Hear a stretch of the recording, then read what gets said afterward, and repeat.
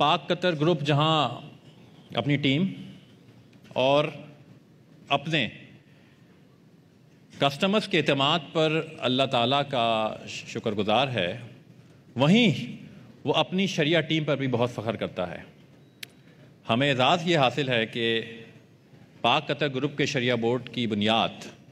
عالم اسلام کی مشہور شخصیت فخر پاکستان شیخ الاسلام حضرت شیخ تقی عثمانی صاحب نے رکھی، اور آج انہی کے زیر سایہ تربیت حاصل کرنے والے مفتی احسان کلیم صاحب اس بورڈ کی سربراہی کر رہے ہیں۔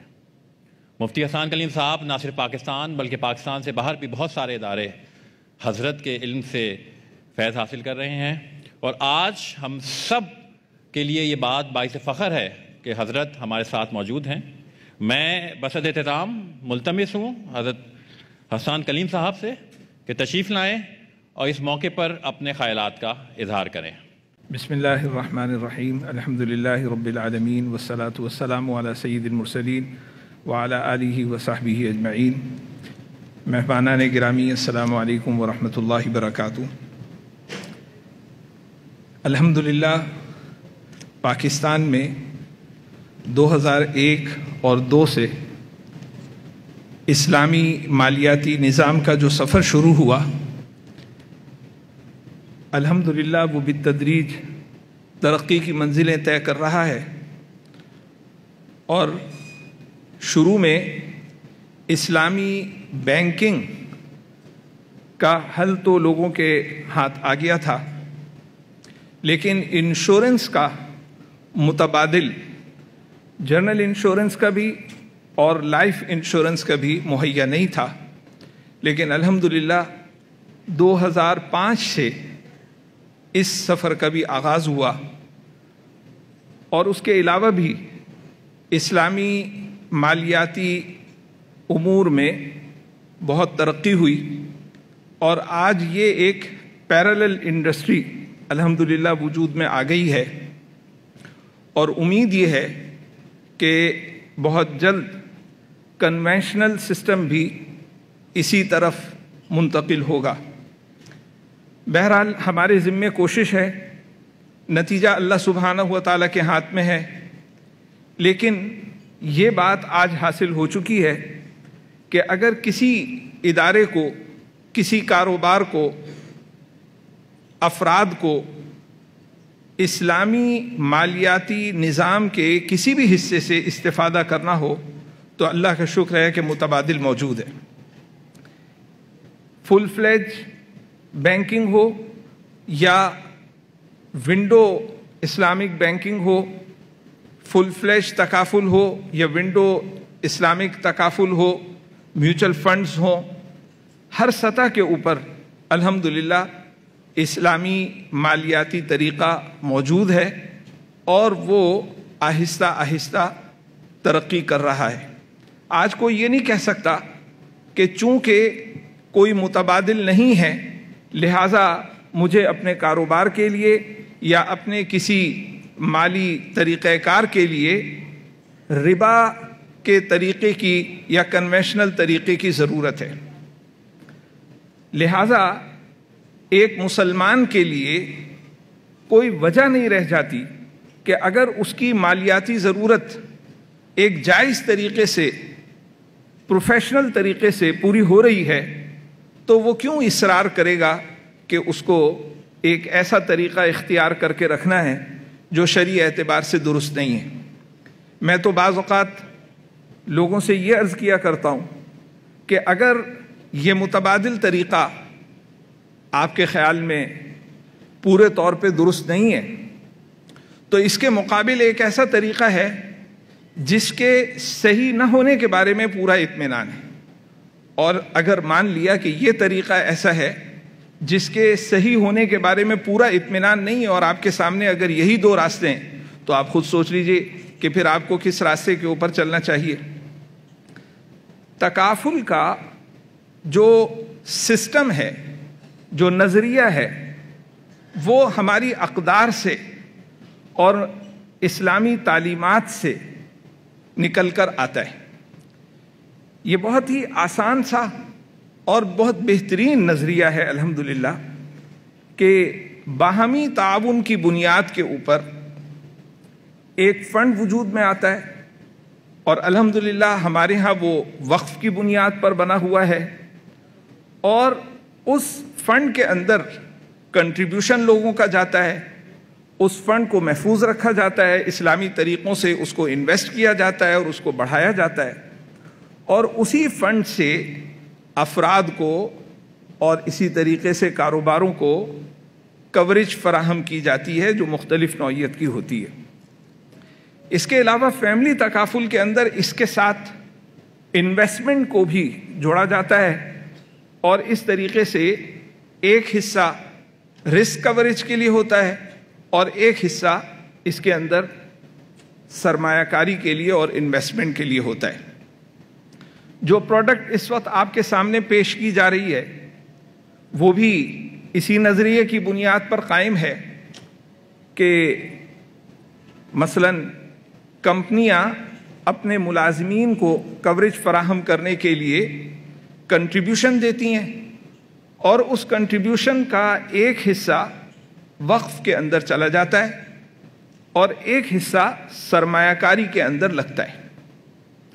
اور یہ سلسلہ بالتدریج بڑھتا رہتا ہے۔ جب کوئی ملازم ریٹائر ہوتا ہے تو اس کو اس کی بچت والے حصے میں سے، جو کہ سرمایہ کاری کے نتیجے میں اور نفع کے نتیجے میں بڑھ کر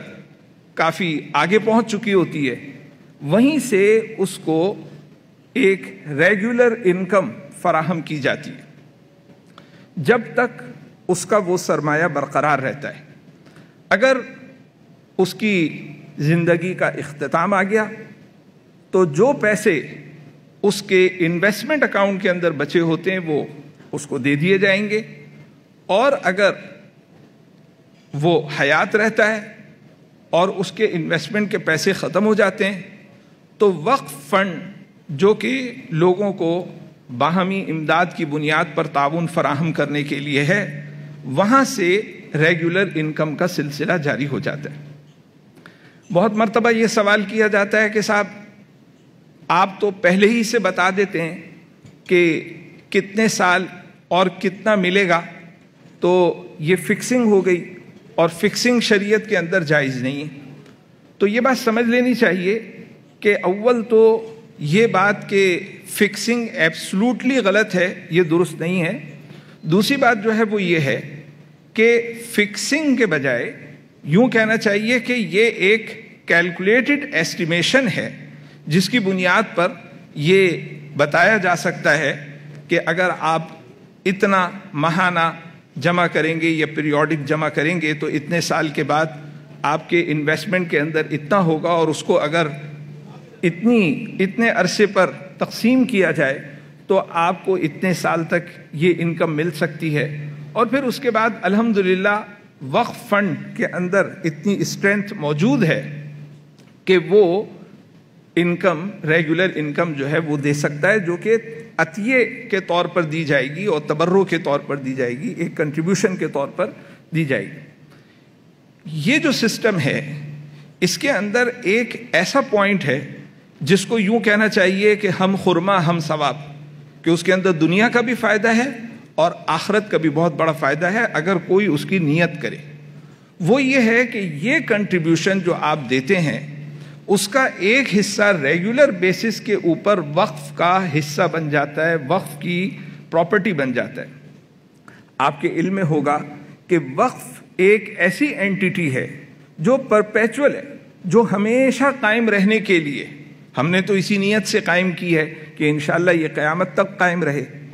تو جس شخص کا 1 روپیہ بھی وقف کے اندر گیا تو جب تک وہ وقف قائم رہے گا اس سے لوگوں کے انتقال کی صورت میں مدد فراہم کی جائے گی، خاندانوں کو معذوری کی صورت میں خاندانوں کو مدد فراہم کی جائے گی، یا اثاثوں کے نقصان کی صورت میں تلافی فراہم کی جائے گی۔ تو آپ سمجھ لیجئے کہ یہ معاشرتی خدمت جب تک ہوتی رہے گی ہر کنٹریبیوٹ کرنے والے کو اس کا ثواب مل سکتا ہے، یہ ایک صدقہ جاریہ ہے۔ تو یہ تکافل کا، خاص طور پہ فیملی تکافل کا کانسیپٹ ہے، اور آپ کے سامنے اس پروڈکٹ کی تفصیل پیش کی جائے گی۔ شروع میں جب تکافل ہمارے ہاں قائم ہوا تو ظاہر سی بات ہے کہ اس وقت کنونشنل سسٹم اور کنونشنل پروڈکٹس ہی سامنے تھیں، تو ہوتا یہی ہے کہ آپ جو پروڈکٹس بازار میں ہوتی ہیں انہی کو ایکسیپٹیبلٹی حاصل ہوتی ہے، تو انہی کو ریپلیکیٹ کرنے کی کوشش کی جاتی ہے۔ لیکن الحمدللہ اب ہم اس مرحلے سے بہت آگے بڑھ چکے ہیں، اور اب جو پروڈکٹس آپ کے سامنے آ رہی ہیں یہ کہا جا سکتا ہے کہ یہ ایسی پروڈکٹ ہے جو تکافل سے پہلی مرتبہ پیش کی جا رہی ہے۔ یہ کنونشنل کے اندر بھی یہ پروڈکٹ موجود نہیں ہے، اور جیسے کہ میں نے اس کے بعض پوائنٹس کی طرف اشارہ کیا، آپ دیکھیں گے تو جیسے میں نے عرض کیا کہ یہ ہماری اسلامی ویلیوز سے جو ہے یہ بہت قریب ہے۔ انشاءاللہ یہ نہ صرف یہ کہ ہمارے ملک کے لیے بلکہ دنیا بھر کے لیے ایک بہت اچھی پروڈکٹ ہے، اور اللہ کرے کہ اس کو ترقی حاصل ہو، اور اس سے امپلائیز، نہ صرف یہ کہ امپلائیز بلکہ افراد بھی اس سے استفادہ کر سکیں گے۔ گورنمنٹ امپلائیز کے پاس تو پینشن کا ایک طریقہ کار ہوتا ہے، لیکن پرائیویٹ امپلائیز کے پاس جو ہے وہ یہ طریقہ کار نہیں ہو، تو یہ پروڈکٹ اس اعتبار سے ایک بہت ہی منفرد پروڈکٹ ہے کہ اس کے اندر الحمدللہ جو پرائیویٹ امپلائیز ہیں ان کے پاس بھی پینشن کا اور اسلامی طریقے سے، اور جیسے میں نے عرض کیا کہ وقف کی بنیاد پر یہ ایک طریقہ کار ہے، اور میں اب آپ کا مزید وقت نہیں لوں گا۔ الحمدللہ بہت سا لٹریچر بھی موجود ہے، آپ جو ہیں وہ پاک قطر تکافل کمپنی کی ویب سائٹ کو وزٹ کر سکتے ہیں، سوال جواب کر سکتے ہیں، اور کسی کو مزید بھی سمجھنا ہو تو الحمدللہ ہمارا شریعہ ڈپارٹمنٹ یہ کام باقاعدہ طور پر انجام دیتا ہے کہ لوگوں کو اس کی آگاہی فراہم کرتا ہے۔ تو آپ کا کوئی سوال ہوگا تو انشاءاللہ یہاں حل نہ ہو سکے تو اس کے بعد بھی آپ رابطہ کر سکتے ہیں، اور انشاءاللہ ان سوالوں کے جوابات عرض کیے جائیں گے۔ وآخر دعوانا ان الحمدللہ رب